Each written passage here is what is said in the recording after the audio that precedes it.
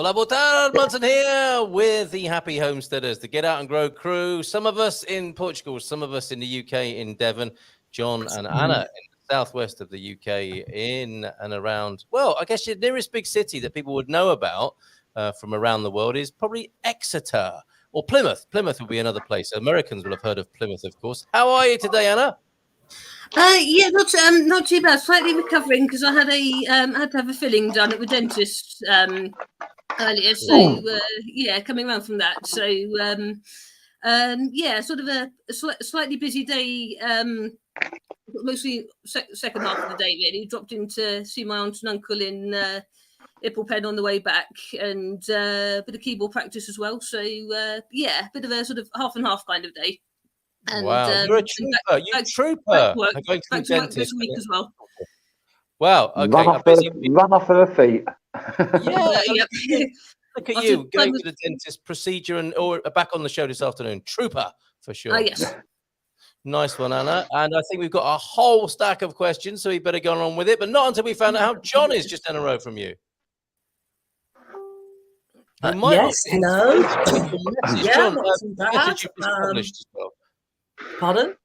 If you want to include the message you've just published, that'd be great too. Yes, of course, the regular message. So if you did forget to let Anna know about your question, or in fact, if you have only just thought of one, let us know in the comments. Absolutely right. And how are you, my friend? Oh, yeah, not too bad, not too bad. Had a fairly relaxed weekend, and yeah, it's all right, I think. I feel all right at the moment. Good for you. Good for you. Talking of relaxed weekends, how's the head gardener, Lee McGrady? I'm not happy with John having a relaxed weekend. I think he needs to move out here and help me out. Yes. I think I should employ him. Yeah. In case you haven't seen on our YouTube group, Lee's been busy this weekend, giving us a little bit of an insight into the work of a professional gardener. Thank you, Lee, for your updates. Busy weekend then. Been a busy 2 weeks, and it doesn't like there's going to be any end to it. I'm working next weekend and the weekend after, and every day in between.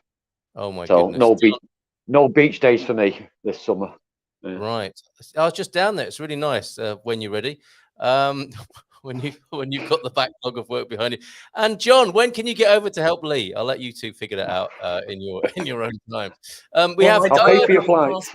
So yeah. He's soaking his combs or something. He's busy. He's got prior engagement. Love to, but sorry, he can't.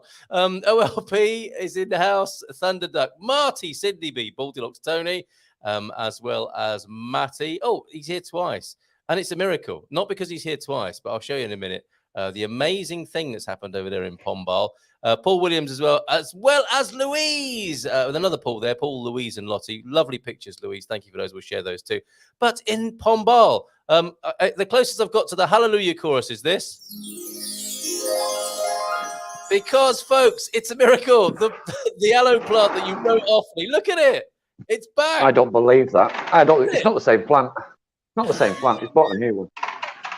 It's a bit like the when you look after someone's guinea pig and there's a little bit of a problem. You go to the pet shop and buy another one. Is that what he's done? If that's picked up like that in a week, I am overly surprised. Because when I saw it last week, it was nothing but mush.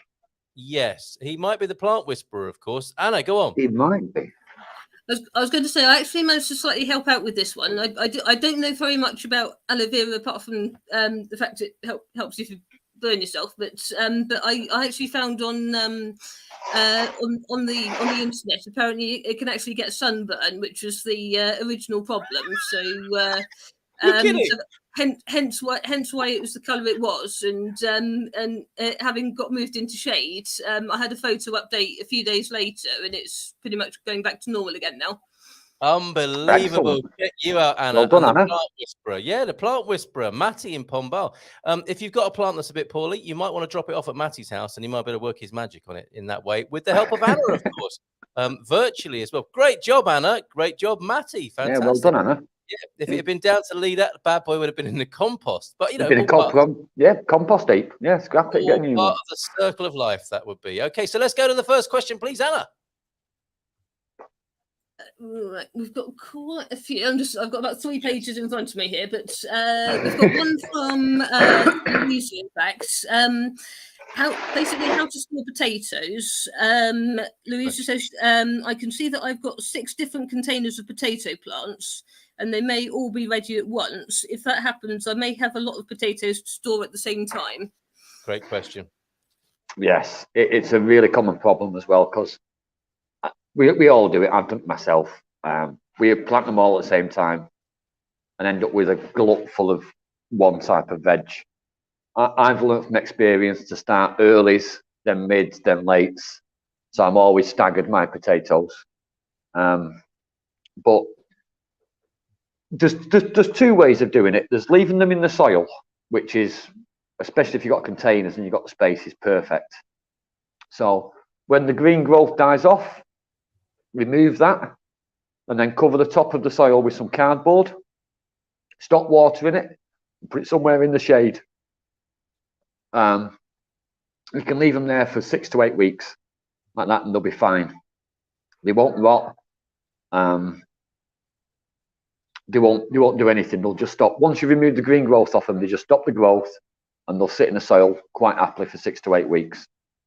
Or you can take them out, you can wash them down, and it's difficult in Portugal, but you can find cold storage spot for them, like in the back of the utility, or like. And fresh potatoes last quite a long time, not like the shop bought ones where they in the cupboard for 3 weeks and start to shoot. Okay. But they need to be in the real shade and somewhere really cool. But not under compost, not under soil or anything, in the way that some people. I would leave them under the soil as long as possible, but Right, that's okay. like maximum 8 weeks. Yeah. And then take them out, bag them up, brown paper bag, and you know the stuff you get, the bags you get with your coal. Yes. They're perfect for it because they're really dry. Okay. And put them in a dry, cool, shaded place, and they last quite a long time. Obviously, keep checking them, depending on the variety. Really, because you're right, Yeah. aren't you? The shop bought ones are sprouting within a few days sometimes. But these, that's probably because they're really old anyway, right?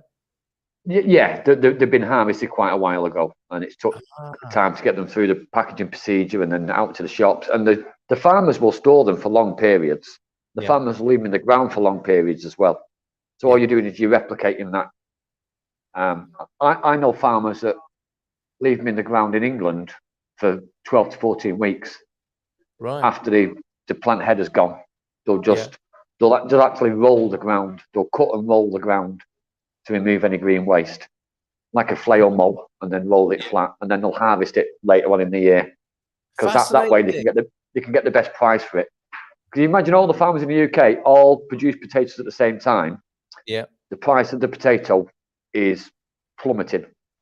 So the longer you can leave them in the ground, you can then select the best price times to be harvesting and selling on. Wow. So we're just replicating that by leave them in the bucket, put them in a shady place, stop watering, and put cardboard over the top to stop the sun from penetrating and warming the soil.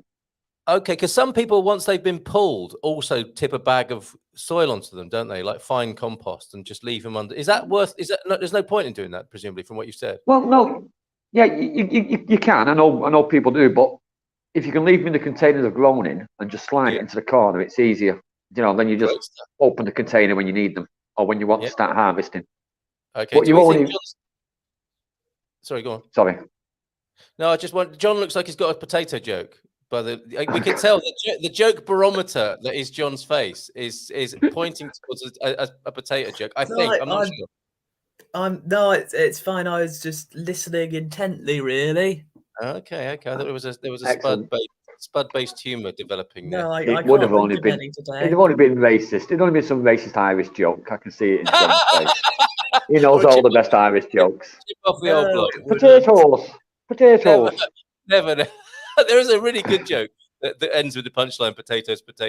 But this is not the time or the place, is it, Anna? I think we've got plenty of gardening questions.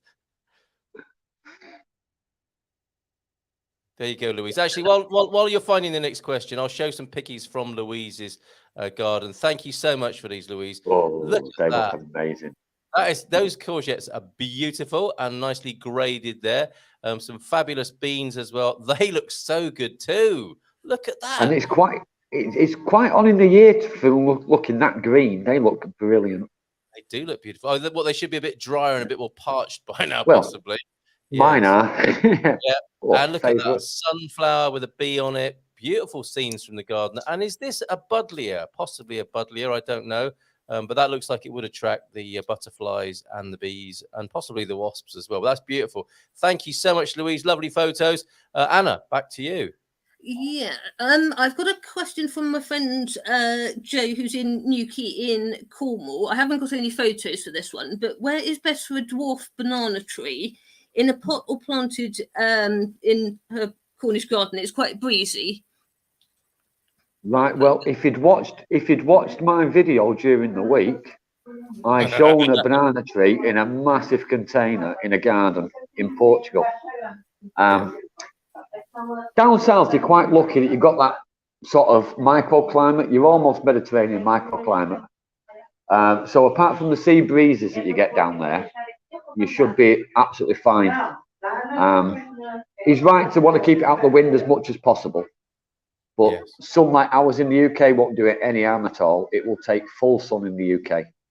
Right. So as long as it's kind of wind protected while it's young, it'll be fine. And it can be done in a container. Yeah. So you can move it around a bit. All right, 2 questions in and some nice comments as well. I feel healthier just seeing pictures of the veggies being shown off. It's true, isn't it? Very, very life affirming, very life giving. And T Duck saying, on the bright side, my house plants are all doing great. Good job. He's got the green thumb inside the house. Carl cannot take credit for the last picture of the flower spire. Oh, that's someone else's. Okay. Fair enough. I put that in your garden. It must be Kalosh in North Dakota, from whom we also have some pictures this evening. Fantastic. Going back, right at the beginning, OLP was in. Hi, Lee, Anna, John and Carl. Hope you're having a lovely Monday.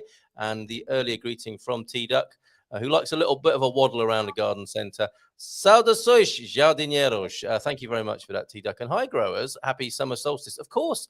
Are you already there? No, you won't be there just yet, will you? Isn't that tomorrow from Alaska? Or maybe officially it is. And yes, of course, the diary says 21 tomorrow. But maybe we're there. Maybe we're already there technically at the summer solstice in Alaska, where it is like 24/7 these days. What is that like? And earlier greetings to us include an hola fresh air team from Tony and from Cindy B as well, and Sharon H in Sintra. Board Garden friends from a sunny Sintra. Lovely to hear from each and every one of you, and from Matty, of course. Back to you, Anna. Yes, we've got a question. I'm just trying to remember where Estelle is again. I think Portugal again, but Estelle Davis Jones is wondering how to keep the garden going through hotter weather, and also trying to grow tomatoes, lettuce, cucumber, etc.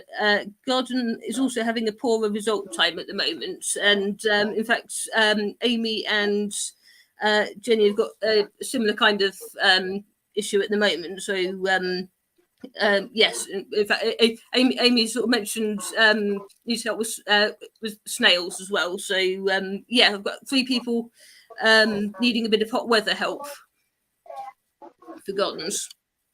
Okay, we talk about this quite a bit, or I talk about it quite a bit. Over here in Portugal, it's all about planning and preparation and getting your plants in the right place. Some plants that are really do adore the shade, you need to start them there. You've got to think of when the plant's going to be in full flower and not when you first put the plugs out. I was speaking with Carl earlier. My courgettes this time are in the shade, and they're doing much better than they did last year because I stupidly put them in what I thought was going to be a decently shaded spot. Then I removed the lemon tree, and then it became a full sun spot. So it's really getting used to your garden and finding where the best growing conditions are for the best for the plants that you're going to grow. I'm quite lucky that we've got a special bed that I do my majority of my tomatoes in, but I also do quite a lot in containers so they can be moved about depending on the weather. So that's a consideration for veg growers. Doing them in smaller containers where you can move that container into the shade when necessary. If not, then you're using some sort of agricultural netting, which is widely available here. It's for sale in all the garden centres. It's like a really thin, green, lightweight netting sheet that just keeps the sun off. And you can technically just throw it over your plants. You don't even need to. It's so light you don't even need to put frames up. You can just lay it over your tomato plants, and the stakes will hold it up.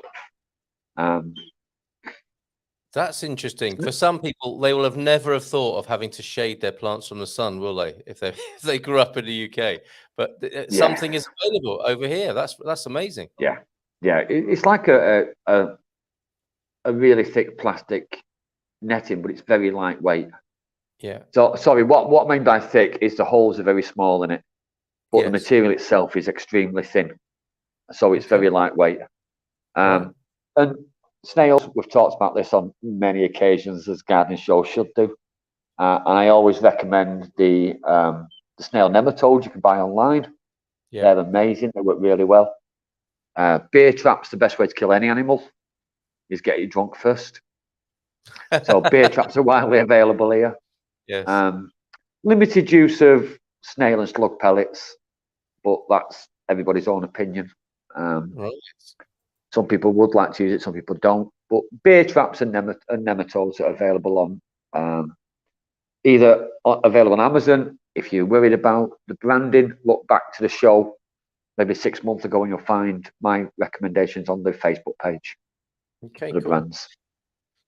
Great stuff. Thank you very much. I think that's everything on that particular question, isn't it, Anna? I think so. I think I possibly combined yes with the three people in your question. I think yes, it was mostly yes, Jenny was sort of requesting sort of particular focus on sort of hydration for plants in the hotter months. Right.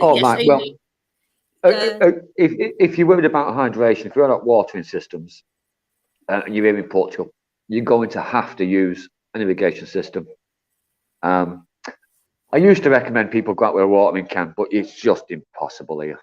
And now I don't even mention it. Just go to Leroy Merlin or any of the decent hardware stores. The irrigation systems, a cheap irrigation system that will do 50 meters of a drip feed will cost you about €50. You can virtually buy them off the shelf ready-made. And for the sake of the time you're going to waste watering everything, just buy one and do it. And they'll last you 3 or 4 seasons. It's worth every penny. And it actually saves you.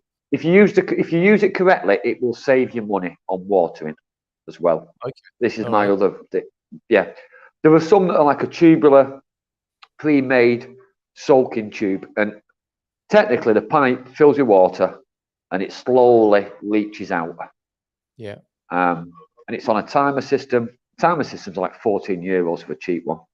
Yeah. But you can buy a pre-made packet, like a ready-to-go system.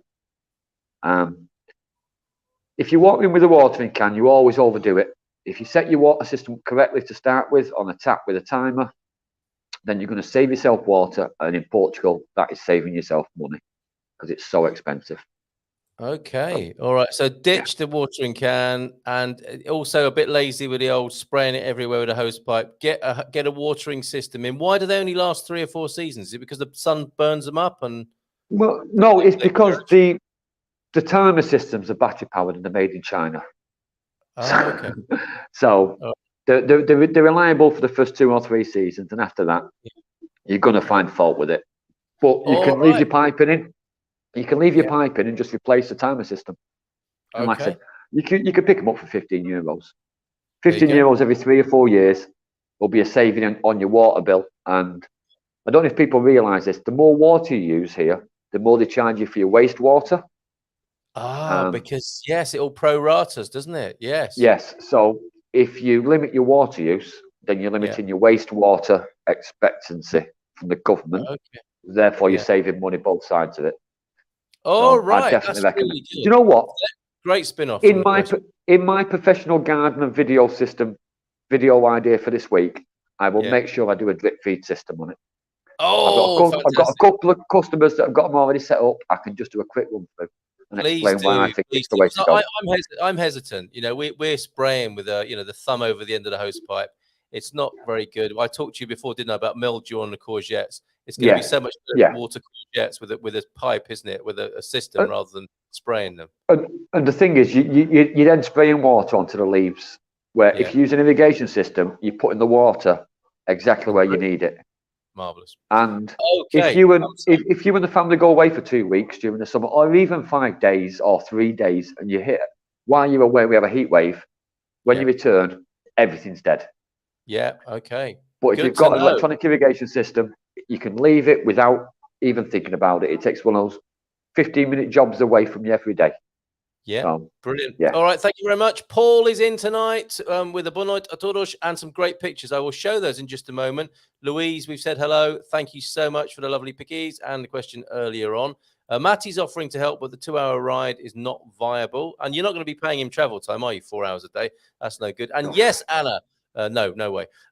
Anna was the one that gave me the information and links, so I moved it to the shade. Anna, the Green Thumb Award goes to you this week, I think. Well done, Anna. John, I think Matty, sorry, not Matty. We go from Matty to Marty. Marty's beating you to it here with the first joke of the week. My sound effect is ready already. What do Australians use for sunburns? Hello, mate. Yes. Oh, God. It just gets worse. It gets worse. I'll see myself out. Excellent info, Anna. Obrigada from Louise as well. Is it all right to show the picture of your plums, as it were, Phil? We have loads of plums. Give me a lovely picture. Lee, stop it. As in, at least a branch has broken under the weight. Look at that. That's a way of harvesting. There's so many plums on there. The branch is broken. What is the recommended harvest process? Only some. Oh, that's interesting. Only some look ripe. What do you do in that situation, Lee? Yes, I have a great harvesting trick for the plum tree. Okay. You climb up the tree. Yes. Onto the first 2 heavy branches. You get on the tree, you shake it, and all the good ones fall off. And all the ones that aren't quite ready don't. So get up your tree and shake it. Shake the tree, literally, and then shake it in next week for the next ones that are sweetening up nicely. It's Portuguese plums, incredible. Let me know if I'm allowed to show that picture. I suspect I am. Phil, back to you, Anna. Oh, well, Baldilocks and OLP are chatting about who's going to be the first to Portugal, I think. Who do we think it's going to be? Sorry, Anna, go on. I've just seen the question. I was just noting it down, but I might as well read it as I've got it on the screen here from Thunderduck. Any tips for growing herbs indoors or on balcony? I bought starts at the grocery store and transplanted into slightly larger pots. Basil is just okay. Parsley barely survived. Chives and thyme didn't make it. We've covered this, and it's one of my favourite gripes. Supermarket bought herbs aren't reliable as plants for planting on. They're force grown in under artificial conditions to get them big and green quickly. Yeah. So there's a lot of stress involved in the transplantation process. So there's a big difference between buying small herbs at the garden centre and buying fully grown forced herbs in the supermarket. Some will make it. I've done it myself. I've grown them myself in the supermarket. But there are some products on the market on Amazon and eBay you buy online that are little LED greenhouses for your kitchen. Oh. So technically you can buy yourself a little, like a life preserver, like a little industrial unit, a little greenhouse. Yes. Especially for your herbs for the kitchen. They are fantastic. And as LED technology is getting better, they're getting cheaper and cheaper all the time. Apart from that, not in direct sunlight, so shady balcony is perfect for them. Don't need a couple of hours of sunlight a day if you're keeping them indoors, and plenty of water at this time of year. And use them regular, rather than letting them grow and go too bushy in the pot. Keep them trimmed. The more you trim them, the more you're forcing the root system to work hard, and you're bringing those new leaves on. So the more you use them, the better they'll be. Buy from a garden centre, not a supermarket, although technically you can use the supermarket ones. And have a look online at the indoor greenhouses because they are brilliant. Very good. That's a really nice tip as well. We're doing some great work tonight. That Was sounds that like from a lovely T-Duck? kitchen. Yeah. T-Duck, I've got a snake plant on the balcony here for you. As soon as we get a chance to meet, I'm going to bring it over for you. It's doing really well. It's got four new spikes on it. Check it out. I'm looking forward to giving it to you. Lovely. John, I'm beating you to it again here because I've just realised a question for everybody. What is the best place, what are the best conditions for growing a wrapper? They like it in the real dark Slim Shady. nightclub. No, real Slim Shady. Hey, I'm here all week. Thank you very much. Okay. Oh, that hurt slightly, didn't it? Back to you, Anna. Got a handful of paper in front of me here. I'll put that just here for a moment. That's What have we got next? We have got yes, Catherine Connon was this one's sort of an open question, I think. Yes. I wonder how many people are having poor results in their garden at the moment. My tomato plants have been very slow, and also wondering how to prevent heat stress plants in response to an article I think I possibly posted up previously, I think. I think we just covered the heat stress with doing the shading from the sunlight. Yeah. Tomato plants really do need feeding. They're not going to work unless you're prepared to feed them and prick them out. I did a video, if you look back in the group, I did a video on pricking out the unnecessary shoots on a tomato plant. It's a necessity. You've got to do it.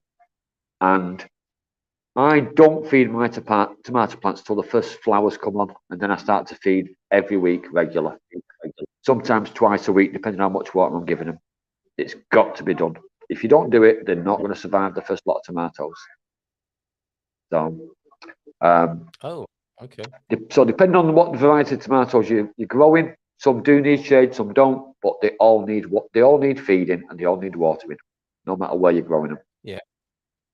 Okay, yeah. I can foresee the questions coming up in a few months' time. What do I do with all these tomatoes? It's looking like that in our garden at the moment. Mrs. M sent some. We left some on our garden wall for Paul and Lita to pick up, as well as I think basil. Well, there's a tomato plant at the front there. These are going well. I've got to show Mrs. M this. She's busy at the moment, but there's some tomato plants that have gone in and a pepper. I think finally there. Yeah, that looks like a pepper there. And look at this to complement them in Paul and Lita's garden. Look at that. A lovely above ground swimming pool. That looks really nice on a hot day in central Portugal near Macau, which I think is a pronunciation we're looking for. Paul might have some other questions. If they took all the water out of that pool and filled it full of compost, that'd be great for growing potatoes in. Some people see a swimming pool. Lee sees a new growing opportunity there. Superb.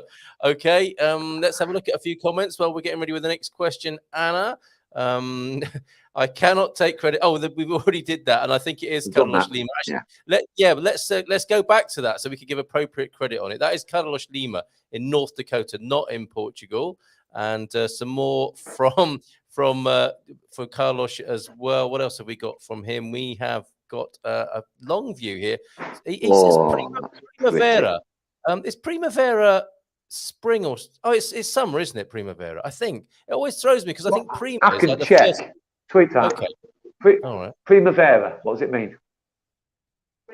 Spring. It does mean spring. Yes, it does mean spring. Yeah. Actually, I've got a question. I'll ask the silly questions here. Happy to take credit for the silly questions. But look, a couple more from Carlos before we do that. Some love. What is that? Is that an iris of some kind? Oh, lily. It's a lily. It's a lily and another lily there. Beautiful color. Thank you, Carlos. North Dakota. So spring and summer. Midsummer's Day tomorrow, 21st of June, of course. And although it's midsummer, it seems like at the start of summer, if you see what I mean. We think of summer, don't we, in our hemisphere as July and August. Why is it midsummer tomorrow on the 21st of June? Surely we're still in the spring growing season. What's all that about, Lee? We're well past the spring growing season. If I was back in England now, I'd be well into my summer growing season. Okay. And it's just the daylight hours. Yeah. It's as simple as that. It's just daylight hours. It's nothing to do with temperature. Nothing to do with when your holidays start. It's nothing to do with when we book our national holidays. It's purely daylight hours. Okay. And we're properly into summer That's what's happening right now. Okay, all right. Yeah.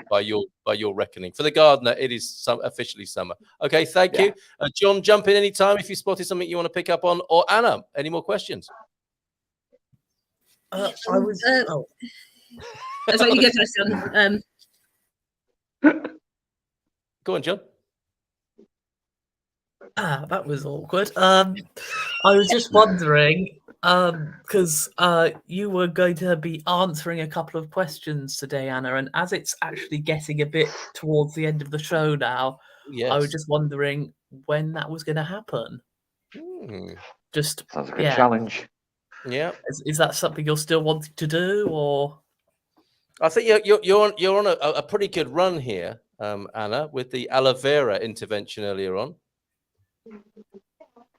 A Facebook user, Toros, I don't know who that is. That might be Fiona.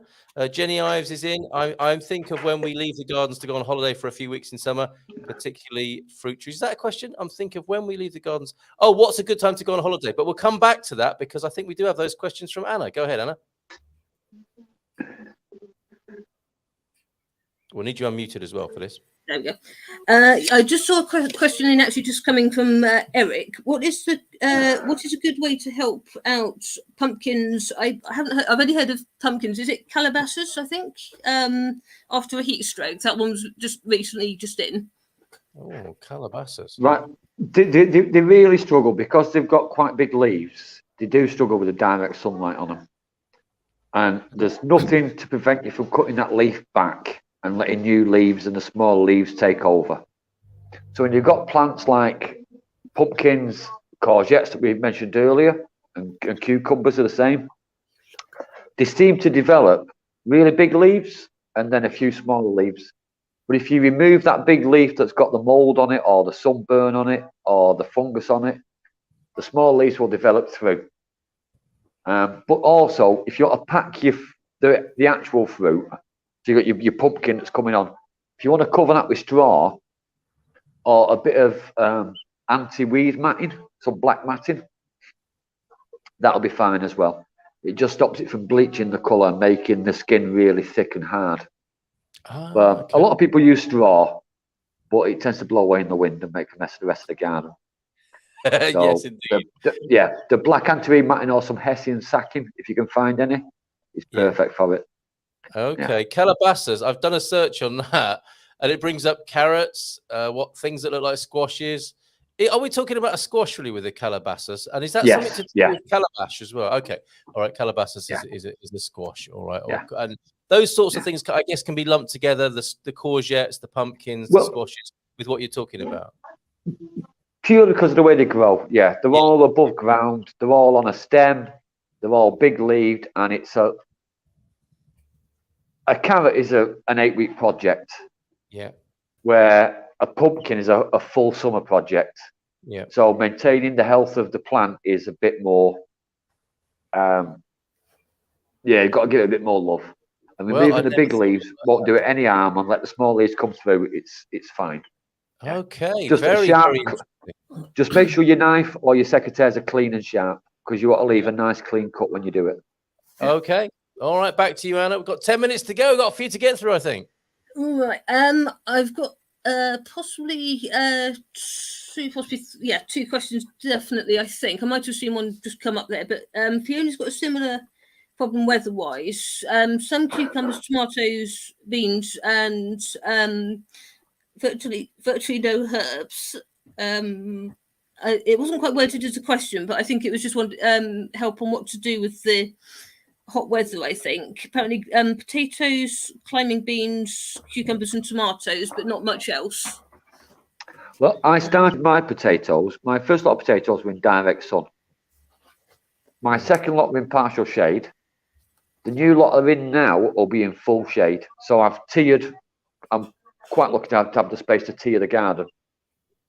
So the first lot I knew we were going to struggle getting sun. The next lot I knew we were going to get half that sun.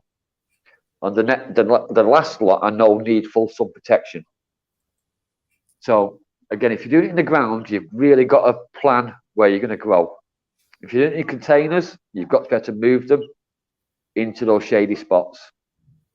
because the sun will decimate the green leaf on a spud, and then stop the actual new spud development. Okay. All right. And the other thing is that they need more water than you think, especially potatoes. Mine are on a sprinkler that's on for 7 minutes a day in the morning and 7 minutes a day at 11 o'clock at night. So they're wet all night, or the ground is wet all night. Okay. And then they get soaked in the morning and they dry out mid-afternoon and then they get wet again at night. So they need a lot of water. Yeah. All right. Okay. And there's been a real theme today on shading plants from the sun, which is a good one because we're coming up to that time. If we're not already in it, we're already there. We're past it. Yeah. Yeah. Okay. Yeah. Try planting more densely. Erect cardboard screens to provide shade for tender plants, lettuce babies, etc. Use shaded areas to protect from sun. And there's a bit missing, but we get the gist of that, Louise. Yeah. And this just in from Louise. Amazon apparently do a good shade. Look at that. It's an old Amazon cardboard box that's being used. Amazon cardboard boxes. Yeah. Cardboard box, can't beat it. And that, I mean, if that's the proof of your principle there and your theory, Louise, everyone should go for that, right? You've got a stake in the ground holding up the cardboard box, reappropriated cardboard packaging from Amazon. Excellent stuff. Well done, Jeff Bezos, with that. Those are the plums that I mentioned earlier. Look at that for a bowl of plums, everybody. They look fantastic. And somebody in the chat is saying, yum, plum jam, which is a great solution, I think, probably when you're asking that question next, which we suspect you will be, Phil, with such a glut of what plums. What to do, there'll be plums. Yeah. Yes, it's feast or famine, isn't it, I think, with plums. Anna, back to you in these remaining minutes that we have. I think there's only just one question that I can see at the moment from Paul Williams in Santarem. How far apart should I plant Lantana if I wish to make a hedge? Oh, we did this last week, didn't we? But can we refresh him in case he wasn't watching? We did. As I said last week, it really depends on how thick and quickly you want it to grow. Yeah. I can't remember what I actually said last week. As close as financially possible. That is the way I'm going to phrase it. I should have said that last week. That was the gist. The more you can afford to buy, the closer they can be together. Yeah. They won't do any harm planting them virtually next to each other. So if you want a quicker, thicker growing hedge, buy the biggest plants you can afford and plant them as close together. Yeah. So yeah, whatever's financially available to you. They won't kill each other. They won't outgrow each other. And not many people would think of that. That is your commercial head coming in there, isn't it? And how you would advise your clients, of course. Yes. Yeah. You always consider your budget first, and then see how many you can fit into it, and then your expectations are limited to what you can afford to put into that space. Very, very good. If you're a poor man like me, you would buy smaller plants and leave them further apart. If you're a rich man like Carl, you'd buy bigger plants and you put them right next to each other because Carl's a money's a bird. Yeah, like a rabbit. Money's not an issue to Carl, so you can throw his bougainvillea everywhere. So Anna, there was a question earlier that I would like you to address about photographic identification online, the apps that we like to use. I think that was from one of our regulars. Yes. I just wrote that one down somewhere. Where did I write it? I did actually write it down. I've got like 3 pages in front of me and I can't find out where I wrote it down. I think you might have sent me an image about that. I remember Picture This was one you. That's the one. Yeah. Mentioned. Yes, indeed. Yeah. Okay. I have got a visual of that. How do we get hold of that?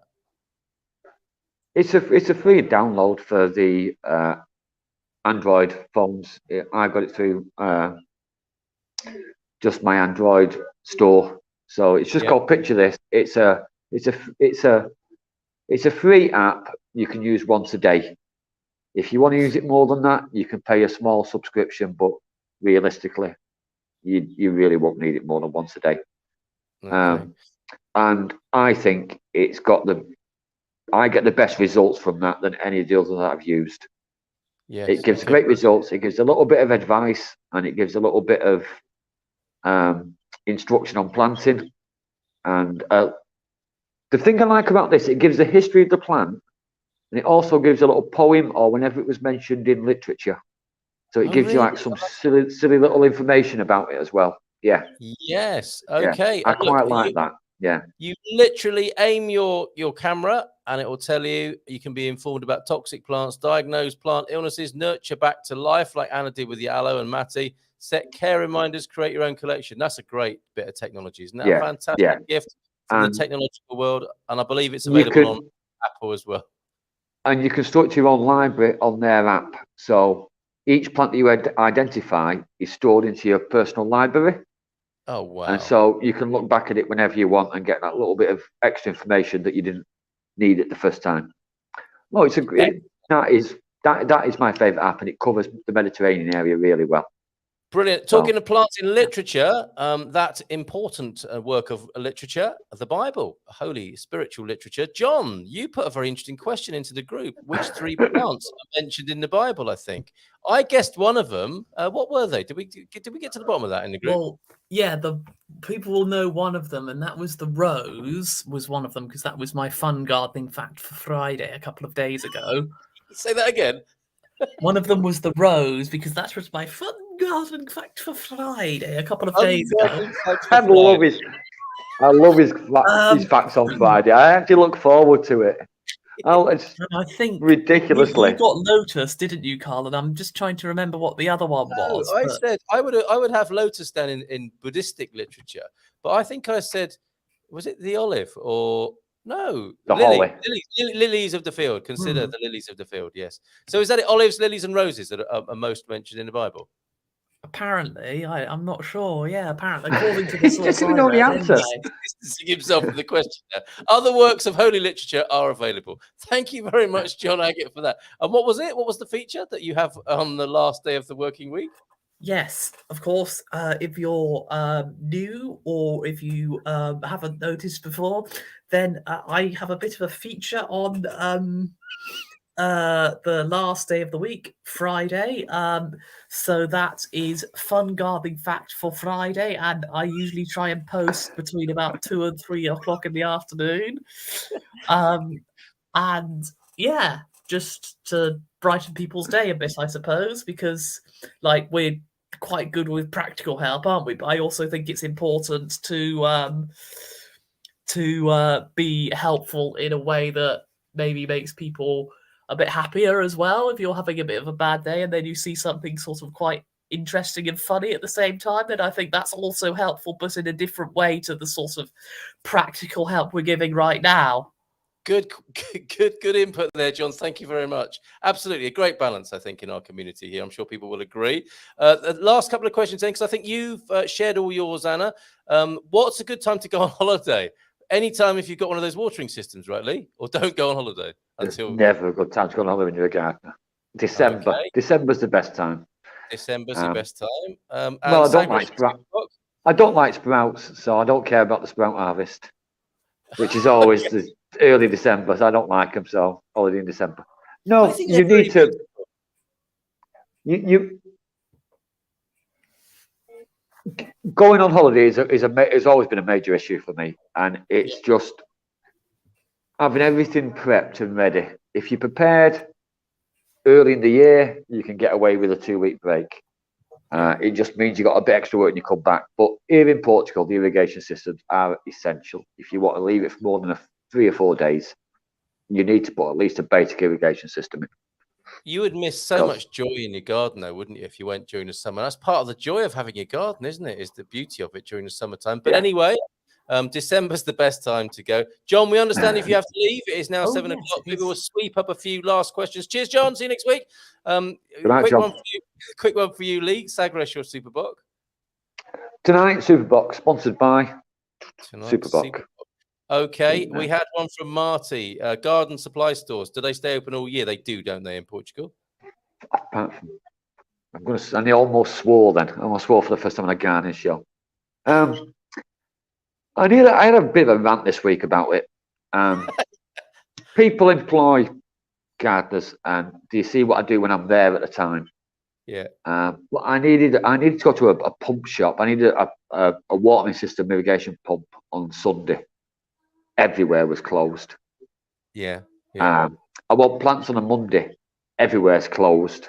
The ones that are open charge ridiculous amounts of money. Yeah. Here in Portugal, finding and sourcing materials is the hardest part of my job. Right. People won't believe how much effort I put into going and finding. Today, I had to go and find 5 cubic meters of soil. Yeah. It's not a lot. It's 5 cubic meters. I had to take Sandra with me to translate because really? the old boy that's at the soil place, and it's because it's a different region I'm used to working in a different area. Yeah. I need to make new connections. It takes up a day, and the customers never see that. So, accessing materials has been my big bugbear for this week. It's really understood, mate. And also, isn't it strange that in Portugal, and you understand it when you understand the culture, but in the UK, come back to you in just a minute, Anna. In the UK, Sunday is the day to go to a gardening centre. In my view, the best gardening cooperative in Portugal is Agrilogia. They shut on a Sunday, don't they? If you're self-employed, or if you're a small business, in my mind, you should be open 7 days a week. You should be available 24 hours a day. I am for my customers. Why can't other people have the same attitude as I have, where customer service is everything and nothing else? Yeah, everything else is secondary. If a customer calls me on a Monday and I can't do it till Wednesday, if I answer them immediately and say I can't do this till Wednesday, they appreciate the fact that I can't do it till Wednesday. If I ignore the call till Wednesday, then just turn up, that's not good service. And that, my friends, as they say, is ran over. We get the message. We get the message. Lee's struggling with that aspect. It's not rant over. I'll get over my rant one day, but it right. won't I'll rephrase that. Rant to be continued. Hannah. Yeah, so I just happen to see 2, possibly 3 questions suddenly come in, which I haven't noted down yet. But we've got. Let's do it live. We've got one from Gary Austin, who is asking, can you use weeds soaked in water to make a fertilizer liquid if you filter and strain it of seeds? I am on a mission to use as much as I can, including big rocks. Everyone's getting a paperweight. So is that Garvo? Yeah, the great Garvo. Garvo, your retaining wall looks brilliant, mate. I'm lining you up for work in the future. I saw your picture today on Facebook. I wouldn't recommend using weeds. They're very low nutrient value.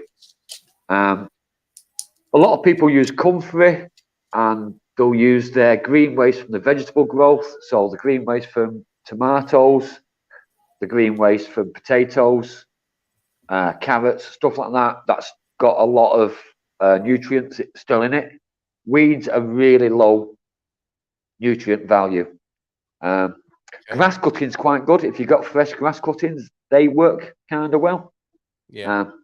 But you need to be selective in what you're using, because the traditional dandelion kind of weed is just low quality nutrients. There you go, Garvo. Sorry, Garvo. Great work he's doing. We want to see a few more pictures, actually, Garvo, if you don't mind. But Garvo, just rotating those weeds back into the soil, giving it direct green compost into the soil, is the best way to do them. So you don't get a liquid feed out of it, but it saves you back from raking it up. So if you can just rotate those weeds back in, that's the best way. That's what I do. Yeah. There you go. The great Garvo and Viagra. I think that's a good tip, and we would love to see some more pictures from you. A couple of quickies then. What is a good quality automated irrigation system? Brand, not too expensive. Is that Alibaba you're recommending? I would go to Leroy Merlin. They have one that sells at the end of the aisle, and it's in a white cardboard, but I can't think what the brand is at Leroy Merlin. He's in Mexico. He's in Mexico. Are there any global brands that do this sort of thing? I don't know, because I kind of don't use them that much. I kind of make my own up. I go and buy the parts rather than buying a pre-made one. Do you know what? I'm in Leroy Merlin at some point this week. I'll take a picture of it and I'll post it on the Facebook group. Boom! There you go. You can't ask for more than that. Best gardening centre for plants and supplies. Good evening to you, Victoria. Agrilogia, I like very much, but the local market's got to be good, isn't it, Lee? It really depends on where you are. I've got a bit of an issue with local markets because they're still selling the citrus fruits, which are technically illegal at the moment. Oh, really? At the moment, we're not allowed to transport lemon trees. Yeah. because of the diseases that are knocking around, but they're still available at the markets. Which is it really depends on what area you're in. Here in Lisbon, I like VI plants. They are a national company, and they're well worth a visit out to because their plant quality is amazing. Okay, VIP. VI plants are, in my opinion, the best in Portugal.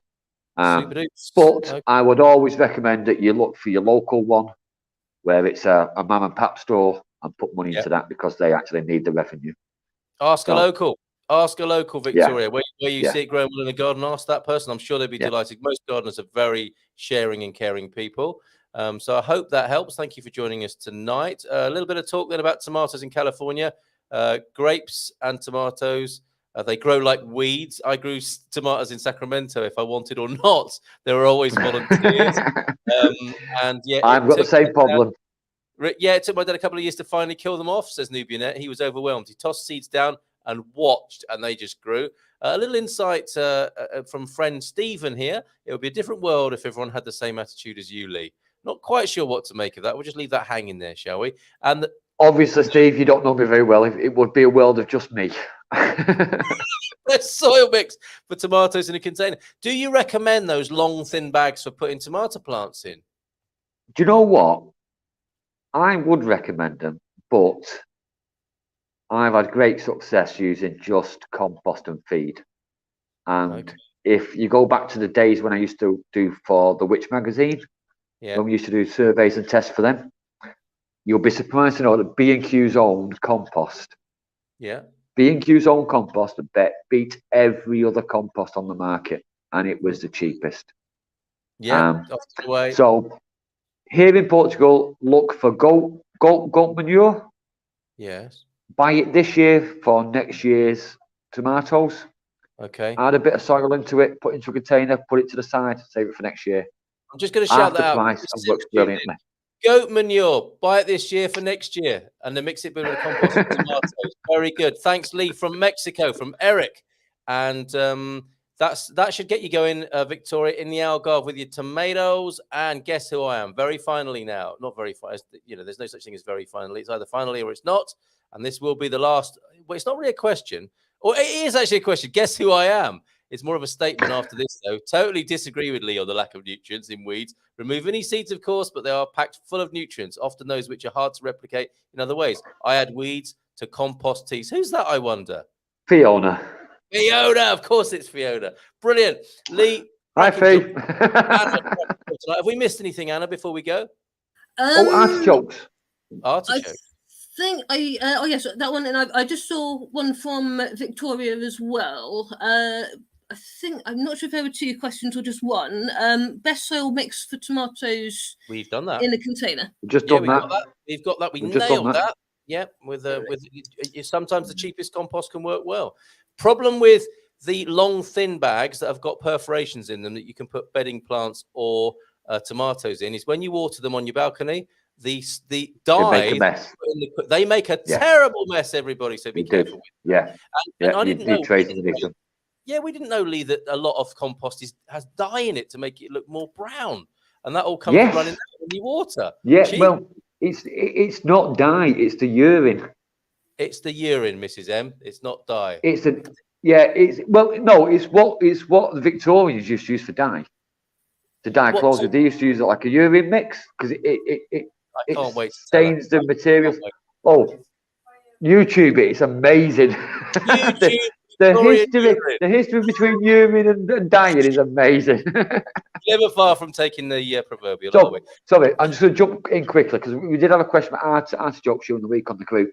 Yep, go on. Here in the Mediterranean, we have two distinctive types of artichokes. We have the globe artichoke, which is the harvested and farmed one, and we have the original artichoke, which is traditionally called spiked artichoke. So the spiked artichoke is the natural one, and the globe artichoke is the one that's been developed for farming and to grow bigger and stronger. Both species of artichoke need to be fed twice a year in the growing season. That's the best way to get the biggest head and the best plant out of it. It was a question from a few days ago. I didn't Yeah, answer there straight you go. away. Artichokes in Portugal. Artichokes generally, a bit of help there. Amazing job tonight, Lee, Anna, and John, who's already left us, but fabulous. Anna, we will see, unless we've got anything else, we will see you next week. That's flown by, and we are nearly 11 minutes over time. Thank you for bearing with. I just saw a question from T-Duck just in about storing manure. It just came in. You know what? I Go think for that's it. Go for I it. think that's one of T-Duck's jokes. I think he's making a joke about where he should store the goat manure in his apartment for a year. Under your bed, of course. If he asks me nicely, he can have some of mine for next year. But T-Duck's all house plants, so he doesn't need it. He's a pure house plant fanatic, so he'll be fine. Man. All right, thank you so much. We should have done this 11 or 12 minutes ago. We're doing it now. Thank you so much for being here. We'll see you again next week. Fabulous job. And thank you so much for all your questions from all over the world. We'll see you again next week. Ciao, ciao.